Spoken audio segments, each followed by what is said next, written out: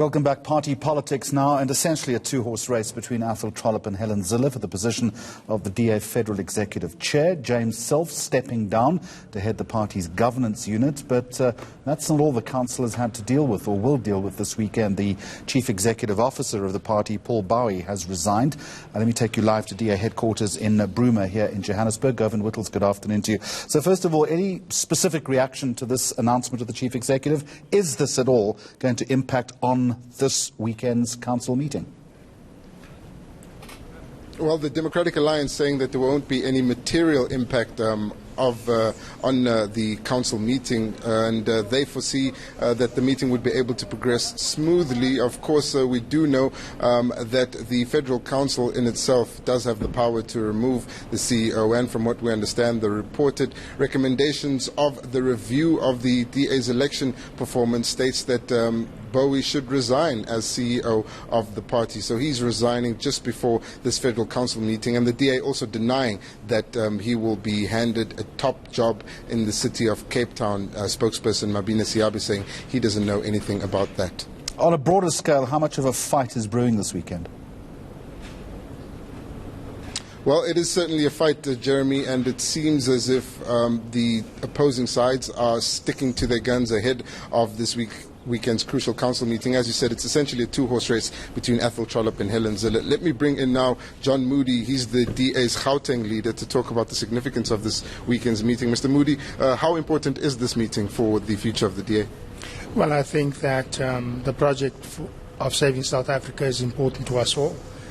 And the Democratic Alliance is the only party that is able to fulfill that role, I believe. So therefore, this is a very critical and crucial meeting that we will be having.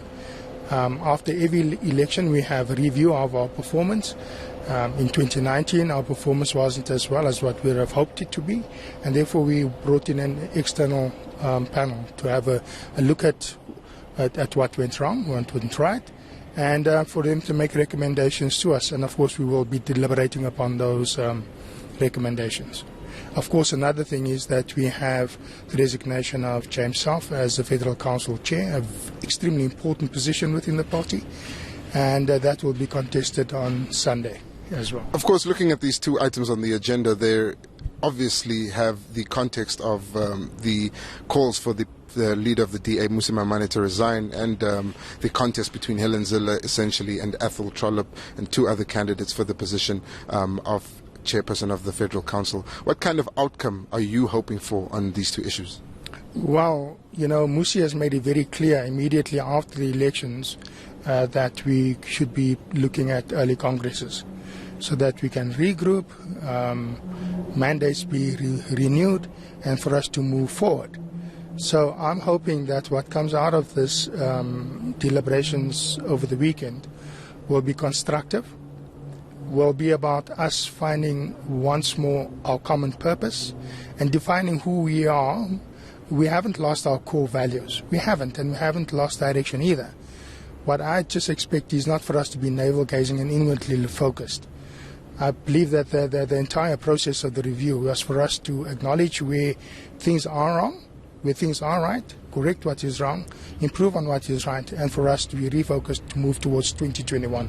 But I think, Mr. Moody, the essential part, or the most controversial part here is the attempted comeback by Helen Zille, the former leader of the DA, and the perception that the party is divided.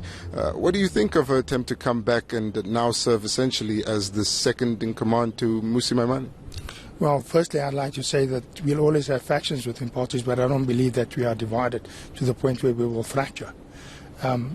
Indeed, I pray that never happens.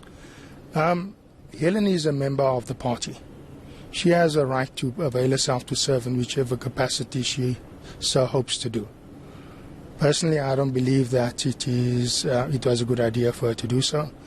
When you have a former leader coming and working once more, as you were saying, in a very important position such as the Federal Council Chair, I think it just finds it difficult for anybody to operate with a former leader being there too.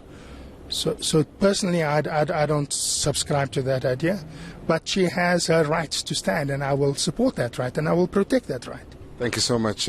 That's John Moody, the DA Gauteng leader, talking to us about this meetings coming up this weekend. All right, Govin Whittles, Bruma in Johannesburg, thank you very much indeed. Listening to that conversation, political commentator Karima Brown. Answer this one for me. The party is not divided, John Moody says, but they've lost their sense of common purpose. Surely they would not have lost their common purpose if they were united.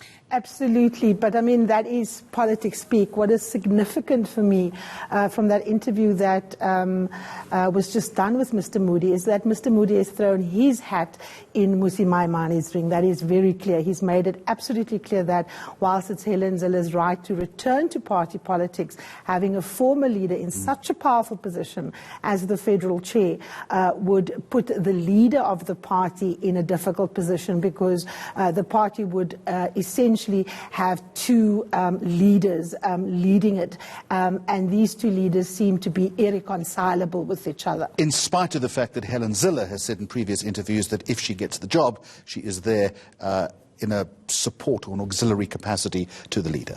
You know, what is really interesting is Mr. Bowie's resignation, right? So we've had two casualties from the bad performance that the DA has had at the polls. We've had Mr. Selfe, who's occupied that position for over 20 years, resign. We now have the CEO, another very powerful position, resigning. And this was, of course, part of the wish list of all those who want to hold the shrinking numbers of the DA accountable. This is on their wish list. And the last one, of course, would be Mr. Maimani's resignation. The problem, though, is that the person that was supposed to be touted as his possible successor, Mr. Herman Mashaba, has also thrown his hat in Mr. Maimani's ring.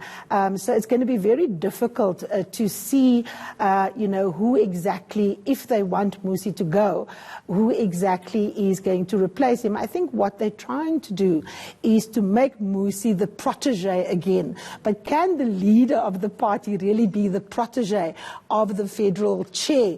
And I think that is the big question. And voters, of course, are going to bring the race dynamic from which the DA is running away from to that lens. All right, game this out for us very quickly. If Athol Trollip wins, we agree it's a two-horse race. Where does this leave the party in terms of unity, and ditto for Mzila? Look, if Athol Trollip wins, I think it strengthens Mmusi Maimani's hand, and it also strengthens the hand of those in the DA whose political project it is to foreground race and to not kind of run away from it. They're in favor of the diversity clause, the BEE clause. They don't believe their brand of liberalism is, so far off the track that they have lost voters, let's say, to the Freedom Front Plus. On the other hand, of course, you have people like Helen Zille and Mr. Mike Waters who believe that the DA's obsession with black economic empowerment has actually cost it voters to the Freedom Front Plus, who, of course, had a remarkable showing in the last, general election. So it's about striking that fine balance. We will also have to see whether Mr. Waters and Mr. Walters step out of the race for us to be sure that it's a two-horse race. Yanya Nubert, who is someone that covers the DA very excellently, said we shouldn't rule out Mr. Walters because he's in fact a dark horse. He's a very neutral person. He could present that compromise candidate, if you like, so that the DA is able to straddle that line between building a black base but holding on to minority voters. And no doubt this will feature prominently on The Fix, Sunday morning, 9 o'clock. Absolutely. Karima Brown, thank you very much.